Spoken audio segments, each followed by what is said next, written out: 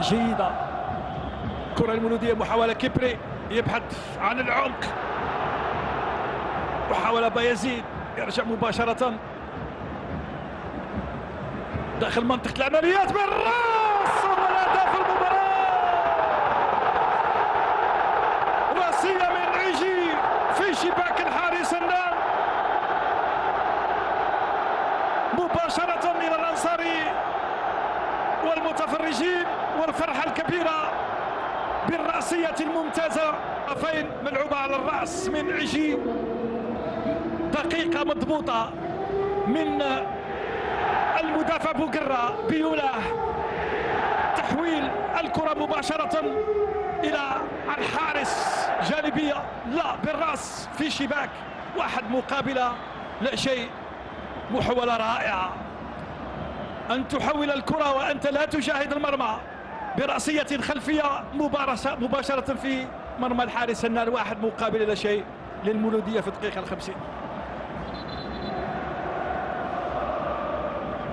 العيجي في وضعية مناسبة للوصول إلى الشباك. بن خليفة كعكع من هناك، تومي في هذه الكرة، تومي صعبة، كرة داخل منطقة العمليات وركلة جزاء يقول الحكم لمصلحة ترجي مستغانم. السقوط في المحظور من بوقرة، أم من هو المدافع الذي يكون قد ارتكب هذا الخطأ داخل منطقة العمليات في تقدير حكم المباراة؟ المرور وبعد ذلك غزل تقديم الرجل. حكم المباراة يشير مباشرة إلى ركلة جزاء لمصلحة ترجي مستغانم في الدقيقة 57. ها هو تومي، محاولة في كرة ثابتة وفرصة، وربما يتغير المنفذ. هل هو تومي؟ نعم، قلب الهجوم تومي الذي يتولى. لا، هناك ربما العودة إلى الفار، هناك العودة إلى الفار من حكم المباراة السيد طاهر بوجمعة حتى يتأكد.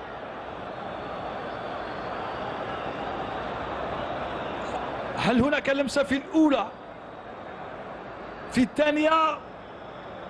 ربما في الأولى وليس في الثانية، أو ربما إذا كان في الأولى حسب ما نشاهد في الصورة.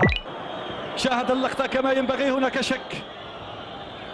إذن بعد مراد لا وجود لضربة جزاء وركلة جزاء، لأن الكرة الثانية لم تكن هناك عرقلة أو تدخل، كان هناك سقوط، وبالتالي لا وجود لركلة جزاء داخل منطقة العمليات. صعبة حليمية، صعبة حليمية، والدفاع في الإنقاذ. تعود الكرة من جديد إلى أرضية، يا سلام.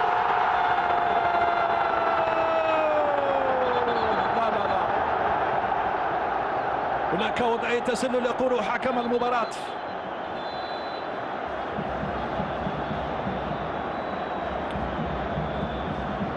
هناك راية مرفوعة من حكم المساعد الأول السيد ياسين بن سلامة. سنشاهد ما الذي حدث. نعم، حليمية ربما يكون في وضع التسلل ببضعة سنتيمترات، كان قريبا من الحكم المساعد الأول. بعد ذلك التسديدة